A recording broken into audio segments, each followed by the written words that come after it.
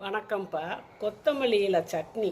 அதை சட்னி அரைச்சி வெங்காயம், தக்காளி, இந்த கருப்பு உளுந்து, காஞ்ச மிளகா இதுகளெல்லாம் போட்டு நல்லா வதக்கிட்டு, அதோடு இந்த கொத்தமல்லி இலையும் நல்லா அலசிட்டு உடிச்சு போட்டு ரொம்ப வதக்கக்கூடாது.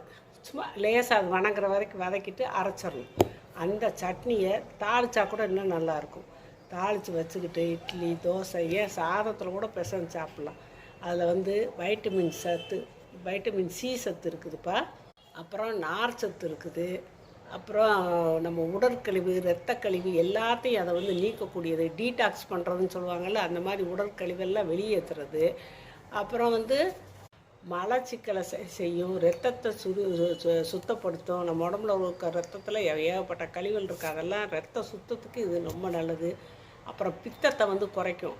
பித்த உடம்புக்காரவங்களாம் நல்லா சாப்பிட்லாம். பொதுவாகவே பித்தத்துக்கு இந்த கொத்தமல்லி சட்னி ரொம்ப சூப்பராக நல்லதுப்பா. அதனால் நீங்கள் கொத்தமல்லி சட்னியை அடிக்கடி சாப்பிடுங்க. அதுவும் இந்த குளிர் சீசனில் அடிக்கடி சாப்பிடுங்க. உடம்புக்கு இந்த வைட்டமின் சி சத்து இருக்கிறதுனால இந்த சளி அது இதுன்னு பிடிக்காது.